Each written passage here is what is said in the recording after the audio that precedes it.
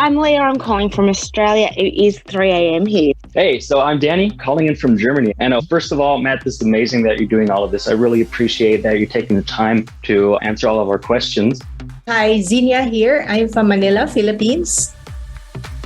Hi, this is Archana. I'm from India, but calling in from London today. My name is Anna. I'm originally from Mexico, based in Mountain View, California. So my question is... Hello, and welcome to Think Fast, Talk Smart, the podcast. Clearly, I'm not Matt Abrahams. I'm Jenny Luna, the executive producer for our show. And you just heard from some of our listeners who joined for the live event last month, where we celebrated our 75th episode of Think Fast, Talk Smart. In that live episode, Matt shared communication skills to help all of us become better, more confident, and clear communicators. In a minute, we will share those here. But you'll also hear the Ask Me Anything, where Matt answered questions from listeners like you from all over the world. We had almost 1,200 people register, and we had participants from all continents except Antarctica. We are incredibly honored and grateful to you, our listeners. Thank you for tuning in, and thank you for supporting us. Now, here's Strategic Communications Lecturer and our host, Matt Abrahams. Well, hello. So excited to be here with all of you. And thank you so much to Jenny for getting us kicked off and for all of the hard work Jenny does to bring our episodes to you. I am thrilled to have an opportunity not only to share some key best practices for effective communication, but to take your questions. So thank you for spending part of your day with us today. And we're really excited to get going. To start, I thought I'd introduce you to some key communication practices that I think can really make a difference in helping you be more confident, clear, and connected in your communication. So I'm going to start with advice that if you're a listener of the podcast, you have heard many times. And that is, it's really critical to know your audience. It starts with them. Many of us make the mistake when it comes to communication of starting with what we want to say, rather than thinking about what our audience needs to hear. So before we do anything in our communication, we have to do some reconnaissance, reflection, and research. We have to think about who our audience is and what it is they need.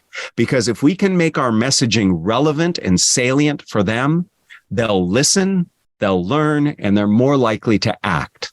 So there are a few things I want you to think about the audiences you speak to. First and foremost is their knowledge level relative to the topic that we're discussing. Do they know a lot or do they know just a little? We've all been in that circumstance where somebody has talked too high level or too low level for our knowledge, and it just doesn't feel good. If you already know it, then you feel like you're wasting your time. And if you don't know enough, you feel lost. And that can be really disconcerting. So we have to think about knowledge level.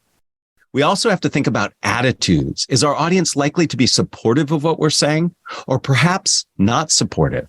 And we'll adjust our messaging depending. And then finally, we need to think about points of resistance or hesitation towards what we're asking. Is it that it costs too much money, takes too much time, requires too much change? We must focus our messages to adjust and address the resistance we have. So just like all of our guests mentioned, it's all about your audience. It's not about you, it's about them. There are 3 additional concepts I'd like to layer on top of knowing your audience.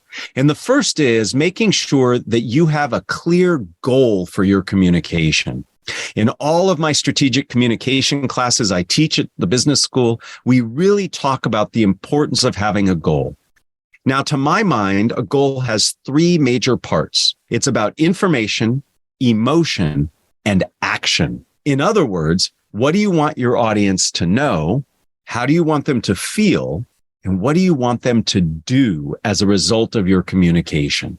And there's one added bonus of having a clear goal. It gives you a way to judge and assess the success of your communication. You know, when I go all over the world doing this work, teaching communication skills, I'll often ask people and I'll say, how do you know if your communication was successful? And you know the most frequent answer I get? I got through it. As if survival is the best metric of success. Now, of course, that's ridiculous. The best metric of success is your audience leaving knowing what you want them to know, feeling how you want them to feel, and doing what you want them to do. So once you know your audience, you craft a goal. That goal leads you to structure a message. We need to put our messages inside a structure. Our brains are wired for structure. There are lots of structures you can use. And those of you who've listened for a while know that I am a huge fan of the what, so what, now what structure. There are many structures, but this happens to be my favorite. You start by talking about what it is you're discussing, your idea, your belief, your product, your service, your offering. And then you explain why it's important. Why is it important and relevant to the people that you're talking to? And then finally, with the now what, you explain what comes next. Maybe it's let's have another meeting, or let me show you what I'm talking about, or what questions do you have? So it has momentum built in. I think the what, so what, now what structure is so powerful, not just for speaking, but for writing. You can write emails in this structure. The now what is the subject line, and the what and the so what are the body of the email. If somebody asks you for your feedback, the what is your feedback, the so what is why it's important, and the now what is what you'd like them to do differently or continue doing. Now, I want to take a time out. In my classes, I call this a meta moment where we look at what we've just done. I actually used this structure to teach you this structure. And I gave you some examples of how to use it. In fact, everything I've said so far has been in this structure. It's very powerful. Now, there are other structures that you can use, and I encourage you to find structures that work well for you. Having a structure helps you as a communicator because it gives you a map that you can remember, and it helps your audience because it packages things up in a logical, ordered way, and that's what our brains like. So we start by knowing our audience. We then create a goal, know, feel, do, and then we formulate a structure for our message to accomplish that goal for our audience. Now, once we deliver our message, we next have to think about what happens when our audience responds. And so my final tip and trick is to leverage paraphrasing. I think paraphrasing is so important. And you hear me in our podcast episodes trying to practice it. Paraphrasing is where you distill down the information that you're hearing or reading. You want to bring it to its essence. In other words, it's the bottom line of what you're hearing. And this bottom line allows you then to connect or question for what comes next. So we don't just paraphrase to paraphrase. We paraphrase to then move on. So I encourage all of you to think about paraphrasing, and you can practice this. When you're in a meeting and you're not talking, or it's a topic that's not directly relevant for you, be thinking to yourself as you're listening to others communicate, what's the bottom line? What's the takeaway? When you're reading something, challenge yourself to say, what's the bottom line here? By drilling that, just like if you're learning a new sport and would do the drills in that sport, this trains you to do it well. It really helps you focus. Now, paraphrasing can be used for many things. One, it's a great way to signal that you're listening and to validate others.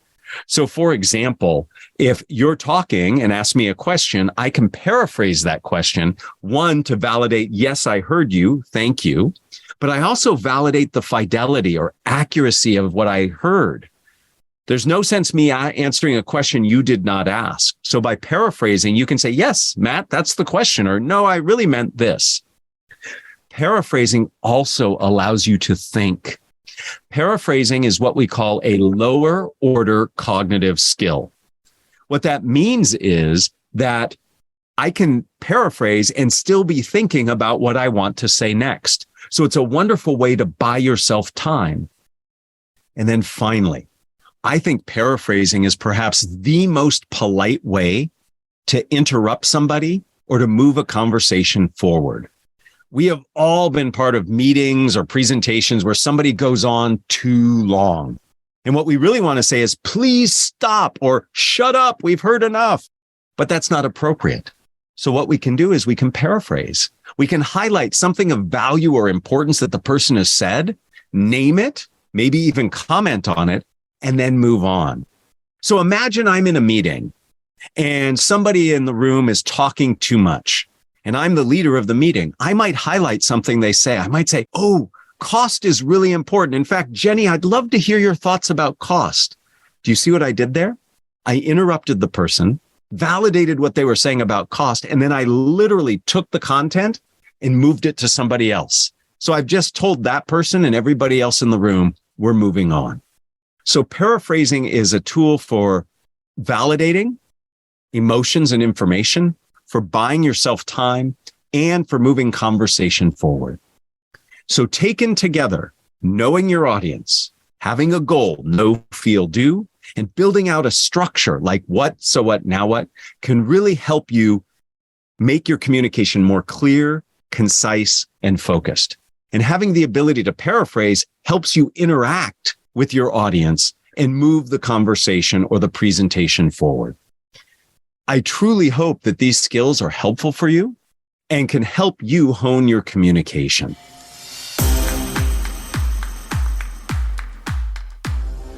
Hi, everyone. It was amazing to be live with our Think Fast, Talk Smart community. Thank you to those of you who joined us live, and thanks to all of you for tuning in now. I thoroughly enjoyed taking questions from listeners from all over the world. Let's start off with 2 questions that directly relate to ideas from my talk. Hi, Matt. This is Matteo from Switzerland. You have shared tons of great communication advices through Think Fast, Talk Smart. But what is the worst communication advice that you have ever given or received? I leave the choice to you. I'm going to talk about that I've received. Now, I certainly know that I've given bad advice, for sure. But the worst advice I have ever received was when somebody told me to memorize everything that I was saying and to practice it at twice the speed that I would normally deliver it.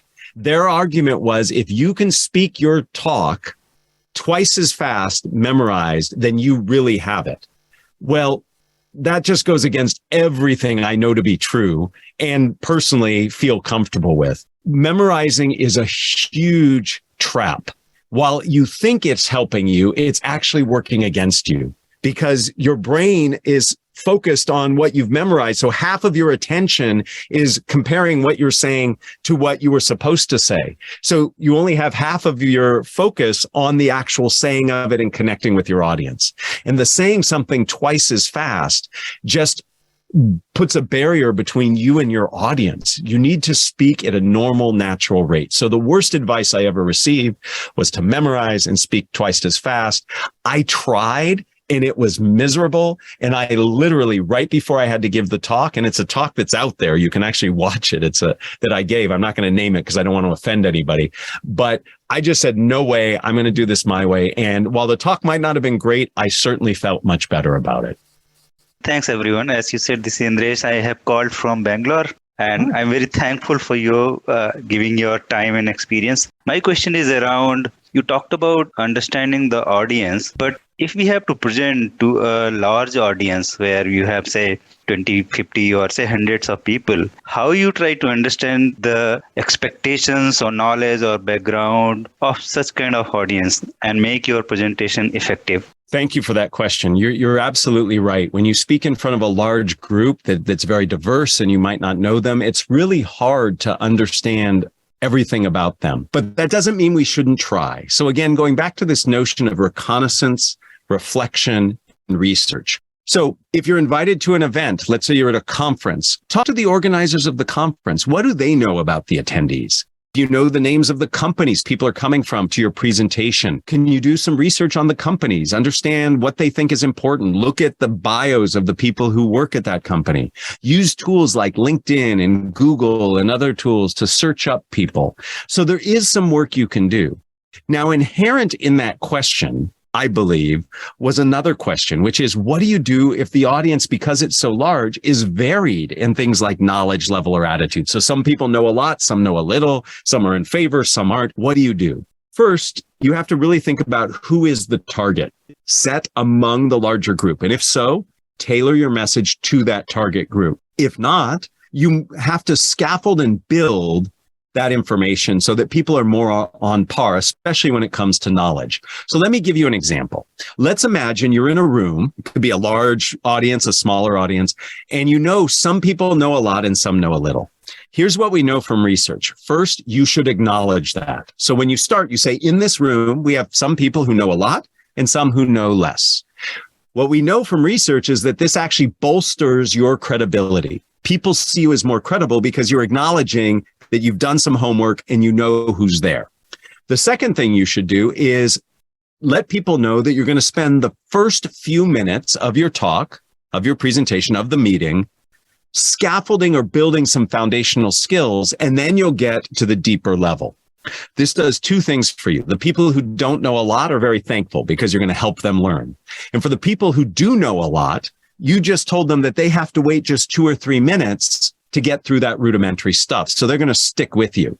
If you simply start with the foundations and the basics, the people who know a lot are going to check out. So we do have to spend time. We might use technology. We might ask people who can help us to figure out who's in the room. And if there's some variation, we can work hard to figure out how to scaffold that information. Thank you for that question. We also had some practical questions about how others see us in general and in interviews. Here are the questions and Matt's thoughts. My name's Anish. I'm calling from the UK. My question was basically, how do I communicate negative feedback to a colleague, especially when there's an action step involved? As I say, if something needs to be done urgently, but I don't want them to take offense to negative feedback or start an argument or anything like that. Excellent. Thank you, Anish, for the question. And thank you for calling in all the way from across the pond. So feedback is a really challenging situation, especially when it's constructive or critical. My perspective is that feedback is actually an opportunity to problem solve. So what you're trying to do in the initial giving of the feedback is to invite the other person to collaborate with you. We want to avoid defensiveness. And a lot of times we come from a place of frustration, of high emotion, because the person isn't doing it right, whatever right is, or they've messed things up. And we need to distance ourselves from that emotion. Maybe take a walk around the block, talk to a friend, write out how you're feeling, but try to put those emotions not away, but under control. And then think through what is the best way that I can invite this person to actually interact on this topic. So rather than coming at somebody and saying, you messed up and you're doing this, which can make people defensive, you might want to phrase it as questions and say, I've noticed a few times that this is what I see. How can we work together too? So by making the feedback an invitation, it reduces defensiveness and invites collaboration. Now, certainly there are times where feedback must be direct, must be specific, and you need people to stop things right away. That's not where you ask a question. But there are many times where thinking through our emotion, thinking through what might be motivating the behavior, and then finally focusing on how to ask as a question your feedback so that you can invite the people in can be really, really important to you. Thanks for that question, Anish. I hope there was some value in that. I'd love to hear some more questions. Thank you. I'm Pranav. I'm calling from India, Bengaluru. They say first impression lasts. And how would you make your first impression? Some say start with a story. Some say start with a humor. Some say start with a quote. And how would we know that who would receive it better? Which one would be the better way to start your speech, or some addressing that you got to give? So you're absolutely right. First impressions are important. They anchor future impressions. It doesn't mean you can't change what people see of you or how they think, but it's a bit harder. So to be thoughtful about how to come across when people first meet you or when you first start a communication, it's pretty important. Now, the question of what's the best way, my MBA students get very frustrated with me because I get a lot of questions like this. And my answer is always, it depends. It depends on what you know about your audience. If I'm speaking to a very technical, data-driven audience, it might be in my best interest to establish a good connection and a good first impression to use some data. It might be, if I'm speaking to a general audience, that starting with a story or telling a joke might make the most sense. So we start with what we think will resonate best with the audience. what their expectations are, and what will connect. The second part of that is what's authentic to yourself, right? If I'm not comfortable telling stories or trying to be funny, to simply tell a story and to be funny because I think that's what's going to help my audience see me well, sets me up for bad outcomes. So start with what you think is important for the audience and try to conform to that. And then think about what's authentic and true for you. And I encourage all of you, as a third bit of advice, to practice and test things out. So if you're giving a big presentation or facilitating a big meeting, think of 2 or 3 different ways to start and see how that resonates. Test it with other people, practice it and see how it sounds. And that's going to help you. What I will tell you is this, and anybody who knows me has heard me say this. My biggest pet peeve, the thing that bothers me most about all communication, is how people start meetings and presentations. I think it is a bad idea and just plain ridiculous to start presentations and meetings by starting with, "Hi, my name is," and today I'm going to talk about. Boring, banal, and often really silly because I'm in front of a slide that has my name and the title of my presentation, or somebody has an agenda that says the same thing. I think you should start all your communication just like action movies start. How do action movies start? With action. Ask a question, tell a story, take a poll, then introduce yourself. How would your favorite action movie, whatever it is, feel if when you were watching it, it started with the title and the credits, and then the action came? It would be a very different experience than the way I bet your favorite action movie started, with some kind of action, and then they told you who was in the movie and what it was. So first impressions matter. Jump right into it rather than ease your way in with some kind of preamble. And I think that's going to help you the best. Our final question came from a father-daughter pair and addresses virtual communication. It's actually my daughter Maddie's question, just my computer. Okay, well, where are you and Maddie calling in from? From Jackson Hole, Wyoming. Oh, beautiful location. What's your question, Maddie? Has the advent of Zoom meetings changed your approach to communicating in virtual groups? Absolutely. Virtual communication, whatever tool it is, Zoom, Team, Meets, WebEx, you name it, has changed many things about the way we communicate. Now, some things stay the same. You should know your audience. You should have a goal. You should leverage structure. But a couple things become even more important. Let me name them. The first is being concise. Virtual communication has mandated that we be more concise and clear. Why? People are more easily distracted. And as many of us learned during the pandemic, we can cram in more communication in a day. Many of us had many more meetings and did a lot more communicating when we were in the pandemic. So you have to be more concise and clear. The other thing that virtual communication has mandated is we have to be more engaging. When we're physically in a room together or sharing the same space, I can read cues and clues from you that I can't when we're virtual. So that means I have to manufacture opportunities for me to see if you're tracking, if you're interested, if you're engaged. So I might use some of the tools that something like Zoom or Teams provides. Like I'll take a poll, I'll have you use the chat, I might use a shared whiteboard. These are all engaging techniques. So I can get information that if we were in person, I could read just by watching what you pay attention to and how you respond. So Maddie, it has dramatically changed the way we communicate, yet some of the things still remain the same. And the reality is this: virtual is not going away. We're going to be more hybrid, which I think is even more challenging, where you've got some in the room and some on the Zoom, and you have to balance that out. But the ideas of trying to be engaging, more clear and concise still remain. Wow. Great questions and a great experience. Thanks again to all of you who joined us live, and a big thank you to all of you who are listening in now. We are always excited to hear from you.